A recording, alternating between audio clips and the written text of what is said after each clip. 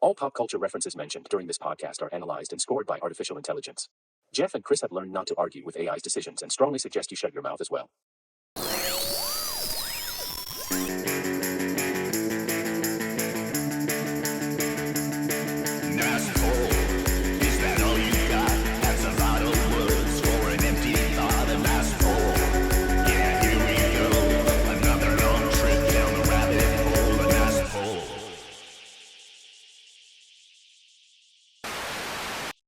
All right, well, Chris, very exciting, man. This is episode 51.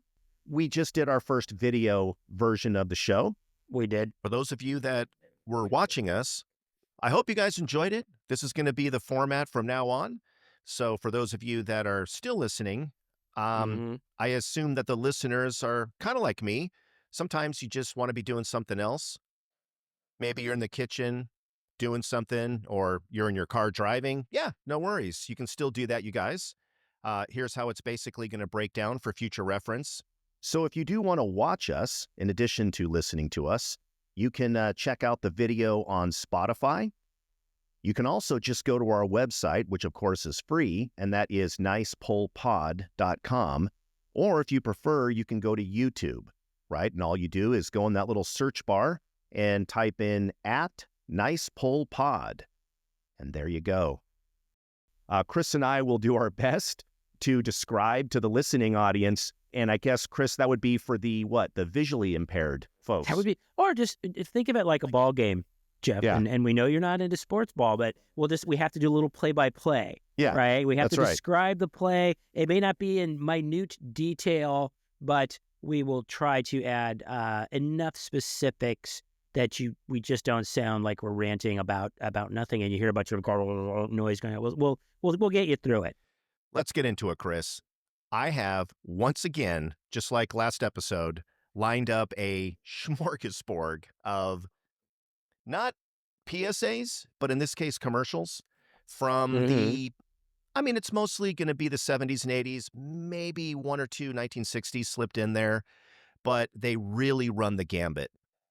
Horribly politically incorrect, which is always kind of funny to watch, or just, I'm sorry, what now? Right? To a whole different category, which is just shock and awe, right? So I'd like to start us off with our first selection of the day, if you don't mind. Let's go. Mother always told me, sit up straight, eat all your vegetables, and stay out of small foreign cars. But Joey, Mother never told me about Ultra Bright. We'll tell you. Ultra Bright has more whitener than any leading toothpaste, yet it's as safely gentle for teeth as the leading children's fluoride. Mother had a feeling I might be too appealing, so Mother never told me about Ultra Bright. Again, for the listening audience, right? It's Farrah Fawcett, not the majors. She's in a park. She's laying down. She's in the grass. Yes. She's with a guy. He's also laying down in the grass. And she says some stuff that's like just super weird. And the reason that I chose this, you're probably thinking, Jeff, why the hell did you choose this? So many things actually pop out into my mind here. This is for Ultra Bright toothpaste. And the whole point for her was, Mom never told me about Ultra Bright. What is being implied here? Well, that my point. Ultra Bright is going to lead to sex? Or Ultra Bright is somehow going to help with the sex? Because it looks like they're about to have sex. That's what it looks like. They are in the park. They're laying on the ground. And then, right, they get into a little red convertible. So if they haven't already had sex, by God, they're about to. And where does Ultra Bright come in? I'm sorry. I just don't get the message. Mom never told. Well, what is the problem? She never told you about it? Did you use it? Did he use it? Right. Like you said, if she never told you about it, then you don't know about it. So he's got it. Is it some sort of magnetism where it's like she's drawn to him immediately? Like, oh my God, he's got white teeth and a cool car. Let's go take our clothes off. I don't know what is happening here. And again, what is the message saying? Use Ultra Bright and, you know what I mean? I don't know. Well, But it's very strange that she says, one of the first things she says is, my mom always told me never to get into small foreign cars. Is that like a side topic? Did the mom have some relative that was killed in a Fiat convertible? Is she like just super racist and she doesn't like foreign cars? What is that advice? Never get into a small foreign car. I don't even understand the message. What is it? Only go out on dates with guys who drive Ramblers? I don't know. You and I were alive back then. Shouldn't we know? Is this code for something? Don't get into a small foreign car? Now, since she ultimately does get into the small foreign car, did the ultrabright influence her? We don't know, Chris, because we still don't know what ultrabright did. We don't even know what it did. For those of you that are listening to this episode and not actually watching, I just want to say ultrabright is only shown. You don't see anybody brushing their teeth. There's no close-ups of their teeth. No. There's no little and then like a little star shines on their tooth. Other than the fact that they literally said the word ultrabright, we don't know what the fuck that has to do with the entire commercial. It works for whoever buys it, apparently. Yeah. And forget about what the 4 out of 5 dentists say. Forget it. You're just, mom never told you about this, and you go on with your life. So. Exactly. All right. Well, Chris, the next one that we're going to see here, this is going to require some deep explanation and understanding. Again, I guess I won't try to tease it too much. I just don't want to have anything in your mind ahead of time. I just want it to be a blank slate, which is really easy for us at this age. Yeah. All Every day. Are you ready, man? I am ready. Let's go. Okay. I found a recipe you won't find in a cookbook, but it's sure nutritious and a real money saver, too. Take a quart of Carnation Instant Non-Fat Dry Milk. Add a quart of whole milk. Mix, chill, and serve. You get 2 quarts of fresh-tasting low-fat milk and make a real savings on your milk bill. Carnation Instant Milk. Good for you and your budget, too. Wait a minute. Hold on a second. This is going to get really tricky. For those of you at home, you're going to have to follow along, okay? First of all, everybody, this is clearly, am I wrong, Chris? That was Vicki Lawrence from the Carol Burnett show. Oh, wait. Am I wrong? You're not wrong. And this is like 70s prime, like mom, Vicki Lawrence. She's got the mom haircut, kind of the Florence Henderson, parted on the side. She's got a scarf. She's immaculately dressed in the middle of her kitchen. And Vicki Lawrence inviting us in. So, you guys, I was unaware that this was a giant problem back in the day. What she's doing is she has Carnation Instant Milk. Now, everybody that was alive back then, we've heard of it. They have it to this day. Right.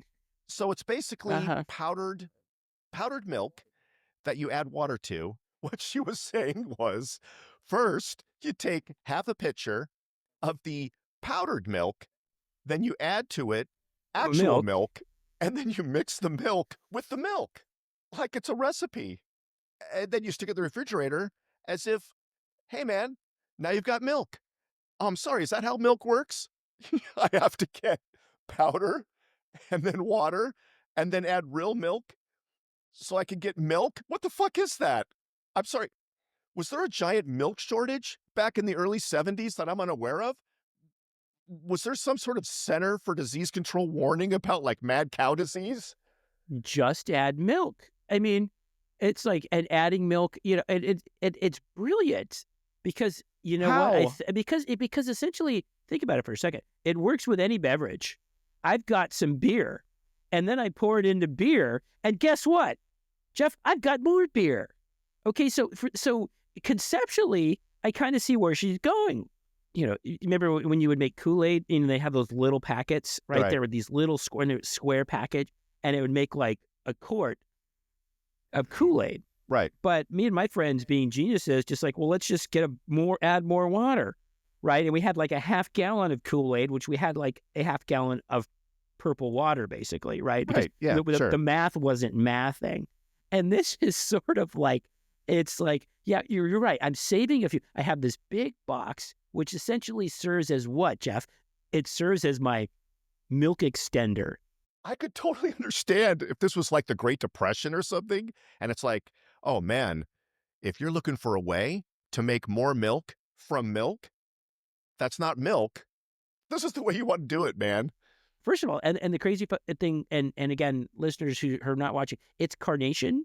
So it's that familiar logo, that red and white label, right? And Carnation instant breakfast, right? And Carnation ice cream, right? The great frozen malts we used to get at the convenience stores, Right. right? The Carnation, didn't they have a Carnation thing at Disneyland, right? Yeah, A yeah. whole, like, Big pavilion. time. Oh, yeah. Big pavilion of Carnation. Carnation was a big deal, yeah. So you're thinking, oh, it's Carnation. This is, That's right. This is, how can I say it? This is poor milk, right? This is like, you cannot afford. But again, it was the 70s. Vicki Lawrence would not lie to you, Jeff. Stretch your milk out. Extend your milk. You have bottomless milk as long as you've got this big-ass box of Carnation condensed milk. I'm not sure Vicki Lawrence wouldn't lie, because isn't she the one that famously sang at least one version of That's the Night That the Lights Went Out in Georgia? She did. Nice. Yeah, that's a nice bowl. And if you try, Chris, to piece together those lyrics, you will come up very fucking confused. Someone's getting executed, but they're not, because it's the father of the son of the brother that died a while ago, and now they're still alive, but are they? I don't know, man. Vicki Lawrence is definitely not the one I would go to get the straight answer. And she did on Carol, she did play Carol Burnett's mama on the Carol Burnett show, and she was clearly younger. She was like a younger version of Carol Burnett, right? She was like Carol yeah. Burnett's backfill, Yeah. right? If ever something ever happened, and they could just kind of loop her in. All right, well, Chris, not to be outdone, I've got another one here for you, but now I will give you one warning.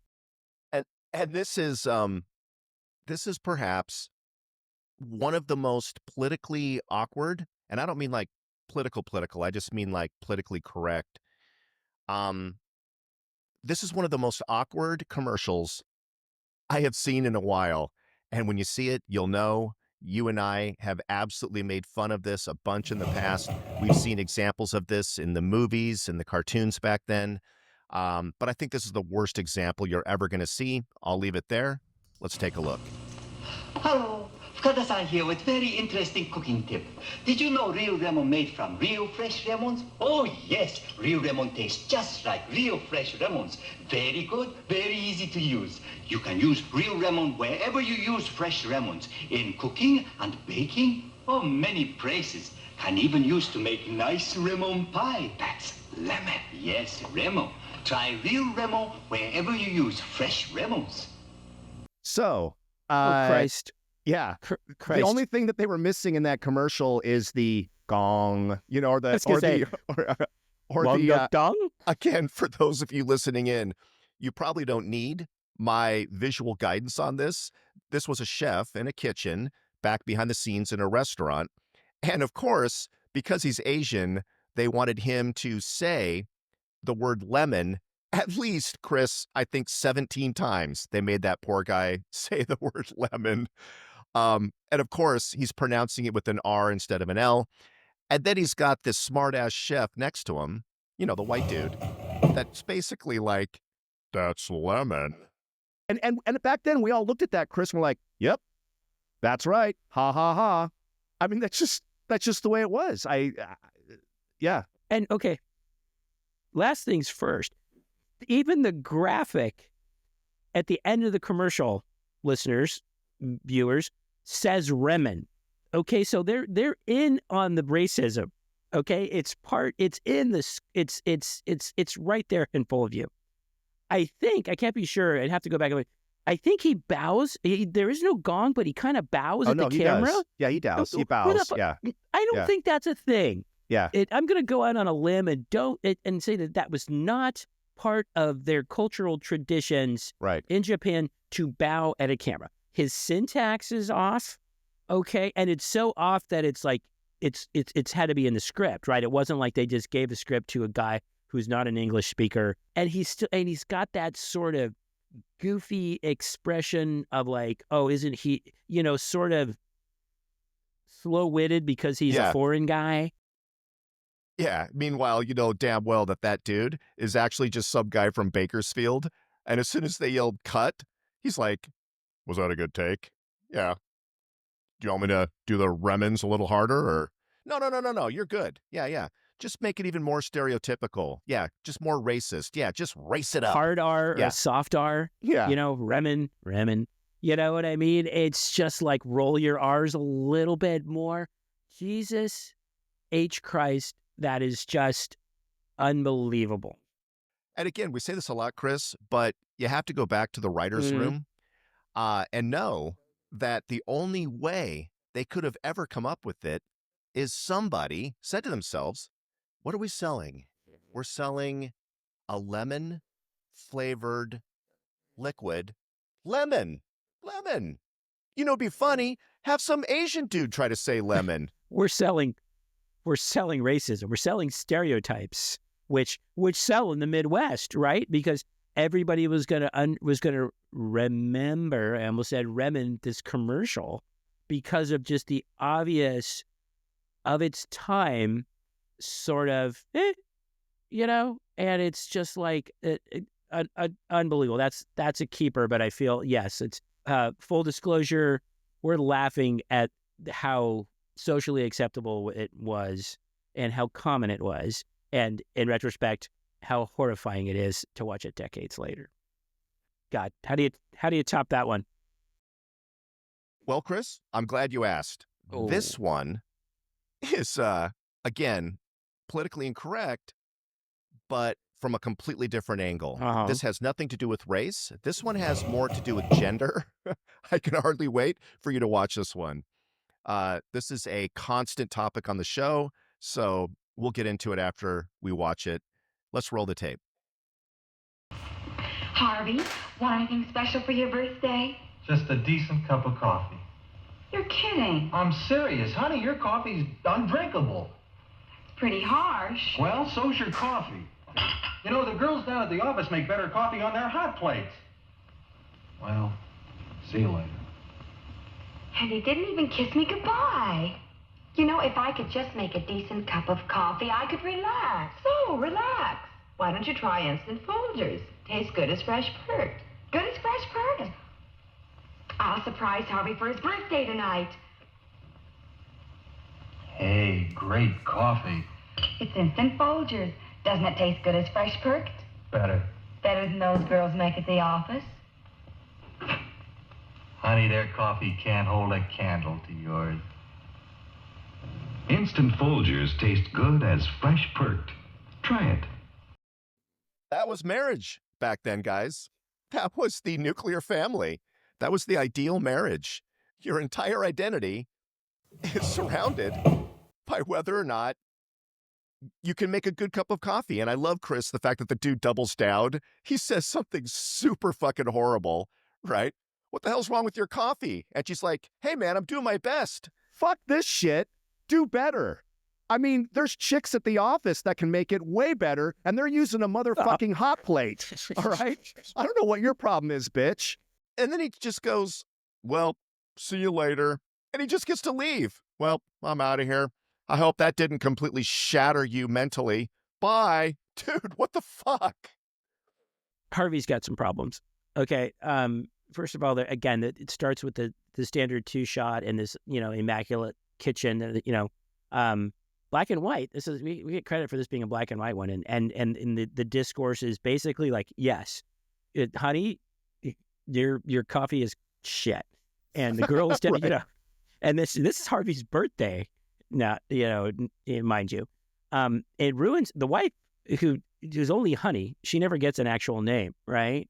And somehow he's like abrupt. He leaves like bye, right. Doesn't even kiss her goodbye as she says, as she tells the neighbor who's kind of dressed like kind of a maid, kind of Alice in Wonderland kind of thing. And she's the sage who can like not only, you know, save a marriage, but provide a damn good cup of coffee that's instant. That's Folgers. Here, give him this. Chris, you bring up a good issue, a good point there, because this is presumably first thing in the morning. And when the guy says, well, I'm out of here. Now, I could be wrong, But the way that it's cut, the way that it's edited, it looks like the other chick is just sitting there the whole time. Like she's just always been in the kitchen. What are you doing in our house at 7 o'clock in the morning? Why is there another woman in the kitchen? And then she's like, hey, I happen to have the answer to that right here in my hands. And it tastes like fresh perked. Might explain some of Harvey's anger, I guess. Right? Maybe there's some other relationship happening that Harvey feels like he's just not a part of and doesn't understand. Or there's some sort of sexual tension between Harvey and her, and he can't act on it because maybe. At least not now, because his wife makes him such shitty coffee that could be grounds, no pun intended, for divorce. Well, Chris, I feel like you did intend that one. That's I teed it up, but it's just Harvey's got a little bit of an edge, and he hasn't even gotten to work yet. Yeah, right. His coffee is terrible. I hope nobody cut Harvey off on the road driving to the office, even though those girls are cooking up a fine brew on their hot plates, which I didn't even know was a thing. I didn't know you could make coffee on a hot plate. And then Harvey's birthday cake with the one candle and the can't hold a candle to you. And then toward the end, I feel kind of uncomfortable because it's like all of a sudden Harvey's turning into, it's some, Rico Suave. I don't know. I can't believe I just said Rico Suave. You know what I mean? It's just like, hey, and it's like, I don't want to know what happens next. Thank God they fade out. Well, look, I want to make you even more uncomfortable. So that is the mission on these commercials. Okay. So please, let's just go right into the next one. On this one, I'm not going to give you any sort of build-up, any sort of explanation, no description. I just want you to absorb what you're about to watch. All right, man, here we go. Absorb away.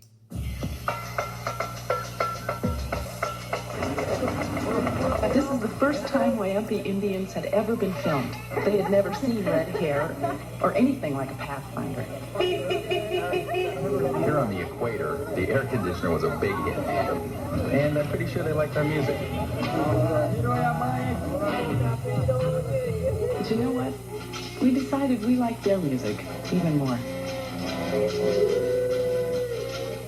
Yay! Chris, I don't know about you, but I grew up with science fiction, and on Star Trek, they had a thing called the Prime Directive, right? Where you do not upset another society, situation, another culture. If you are going to inundate them with some weird stuff like advanced technology, these people, presumably, and all I can pray for is that this is not a real tribe. So for those of you listening in, this is a Nissan Pathfinder that goes into the rainforest, and we can see a bunch of the indigenous peoples, right? Presumably from an isolated tribe, and they're gushing over this vehicle, right? They're rolling the windows up and down. They're putting their face in the air conditioning. And of course, the idea is, hey, not only are we going to completely fuck up this tribe, completely rewrite their mythology, all of their mythos, all of their legends, all of their folklore, their culture, just rip it the fuck out. But guess what, buddy? I've got a parking lot full of these goddamn Nissan Pathfinders, and they ain't moving themselves, okay? So if I have to go down to the fucking rainforest and destroy an entire indigenous tribe, then by God, that's what we're going to do. But then they just leave them there. Bye. Good luck trying to get your head around what you just saw. Fuck you. So please, Chris, tell me that was just a studio and they were all paid actors. They've never seen 0.9% financing before, right? It's like everything about it's like, of course, yeah. It's like, look, power windows, right? It's like, no shit. They've never seen a toilet before. If this is a real, actual indigenous tribe, I hope it's day not, 29 on their road trip, they've never seen red hair. And by the way, you're half hoping, Chris, that they're going to get dragged out of that fucking Pathfinder. You're almost hoping it's going to happen, you know? If we want to jump back into a really bad stereotype that maybe they'll be boiled and their heads will be shrunken. I mean, that would have been like the obvious sort of companion piece, at least if it were the same ad agency that was doing the Remons commercial, right? I loved your comment though. They've never seen 0% financing before, and they couldn't believe it. just You're just practically waiting for one of the tribesmen to say, "Are you Right. telling me that it comes with a Right. front disc brake and rear And differential? airbags? And it's a sport utility with this kind of gas mileage? I can't believe it. You don't have to be from America to appreciate this kind of a value." Right. Look at these cup holders, right? It's like, who is the audience? It would have been very appropriate if it just ended horribly, horribly wrong, and those two travelers never made it past day 29, and the tribe started living out of that Pathfinder thing. But God, that is a gem. That is a gem. And the Pathfinders have not been around that long. That commercial is not digging back into the 60s. That's, we were around when that commercial was airing. So I mean, that's what's scary. Yeah. That was a while ago, but yeah, wow. Now, Chris, if you don't mind, I would like to end this feast of awkwardness and cringiosity from the 60s and 70s and 80s with something that is just absolutely insane. This will make you go, "I'm sorry, what now? This is happening? How are we watching this on network television? What is going on right now?" So this is the one I saved for last. I would call this the dessert. I hope you enjoy it. It's super surreal, very David Lynchian almost. That's all I'm going to say. Let's go ahead and take a look.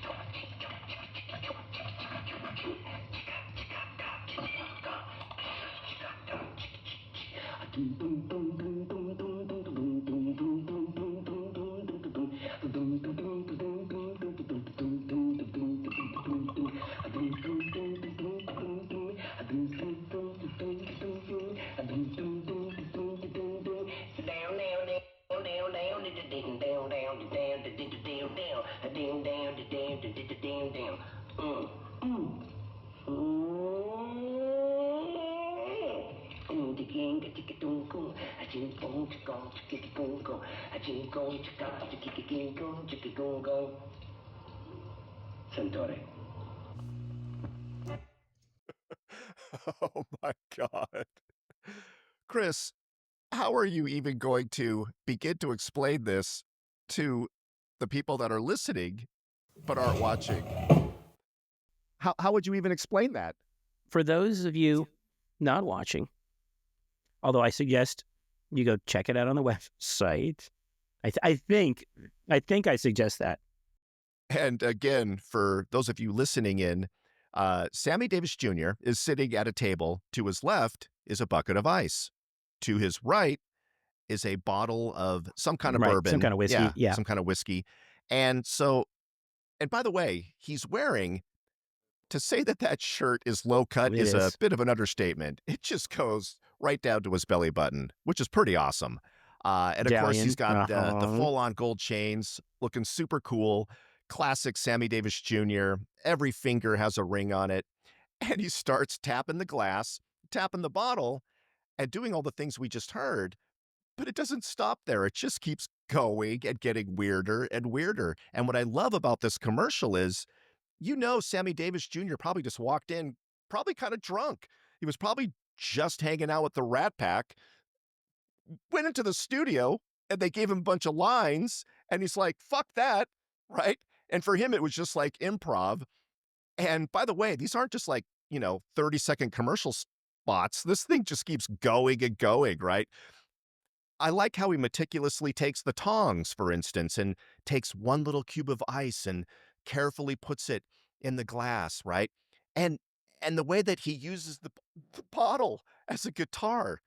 And by the way, get this, everybody, drinking hard alcohol on network television. Which you can't even do now. They bring it to their lips or they toast, but you never see anybody actually drink it. Oh, he swallowed, dude. He definitely swallowed, and that was a big deal back then. I mean, well, so to speak. Maybe Jeff, maybe that was take 28. I was just thinking the same thing. Oh my God. Okay. And the director's going, "We got to wrap this thing up. Do we have any footage that we could and you can't tell the cuts. Maybe that was a bunch of the bam, bam, bam. Maybe that was why it was so herky jerky, because it's you did a great job, but it's indescribable. To just like the feeling that you get when you see this, and you hear it, and the ice and the jingling in the glass, and the air guitar or the bottle guitar, and the kind of, and again the whole look and feel, that his tinted glasses and the gold medallion, and the shirt, he's got like angel flight pants on or something on underneath that, right? I mean, I'm going to say that this is just Sammy Davis Jr. completely being himself, and he was one of the, well, seemed like anyway, I didn't obviously know him personally, but just seemed like one of the funniest, coolest, greatest guys ever. I mean, everyone probably has some skeletons in their closet. Maybe he did, but he was just being pure Sammy Davis Jr. And from a pure entertainment standpoint, that commercial dude has everything. You are just so out of your element. It is so awesome to watch, right? Awesome. Those were amazing. That was quite a lineup, Jeff. Thank you. Appreciate quite a lineup. it.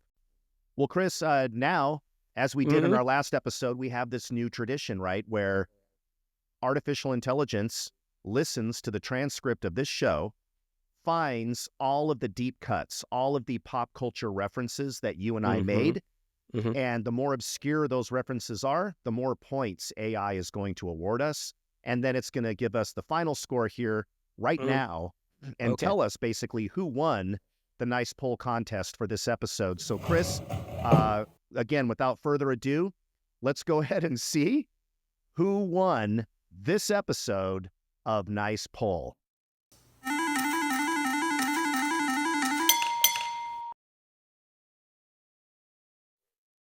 Oh, damn it. Huh? Hello? Thank you. And by the way, that score, I didn't think I was going to get, right? And I looked back like I did last time, and I just don't feel like I had a ton of polls, but I guess it was just barely enough to squeak out a victory. And now, Chris, I think if we're keeping track, you won the last one, I won this one. So as far as I can tell, that's 1-1. That's right. My winning streak stopped at 1. So, okay. So those commercials, okay. I mean, Ultra Bright, Toothpaste or Aphrodisiac. Right. Yep. Sammy Drunk Jr. I don't know. The Remons, horrible. Okay, I mean, the stereotypes come to life. The Pathfinder, the stereotypes that they almost drive over, but they've never seen power windows before. Milk becomes milk. I will never forget that as long as I live. And then Folgers, damn it, Harvey. I'm gonna get you some good coffee, no matter what it takes. And all problems I didn't know existed, right? But they were all solved, and amazing commercials, and really indicative of their time. I think when we asked that question for the millionth time, where did Sid and Marty Krofft get their inspiration? Why were things just so apeshit crazy and weird? Where did all these nutty ideas and nutty things come from? We still don't know, I guess, but all we can do is just look at it and revel in it. And of course, this is just scratching the surface, and we have barely scratched the surface. All right, well, there you go, Chris. Episode 51 is in the can. I will say, for those of you listening in or watching us, you can get a hold of us anytime you want to make comments, ask us to put things on the show. Correct us. Let us know if we screwed up. Lead us in a new direction, something that you would desperately want to hear us talk about, even an experience that you had. We would love to hear about it, right? So that would be emailing us at nicepollpod@gmail.com, or just go to the website, leave a message or a comment on any one of these episodes, and that is nicepollpod.com, right? I will say that episode 52, I'm going to tease it. This is the first time we're going to do this. I'm going to tease the next episode. Did we, Chris, or did we not manage to interview, get this, a creature that originally sprung from the minds of Sid and Marty Krofft? We did. It did. He did. And that's all we're going to say. But yes, it's a tease. A tease. Awesome, Chris. Had a great time. What do you think? Till next time? Till next time, Jeff.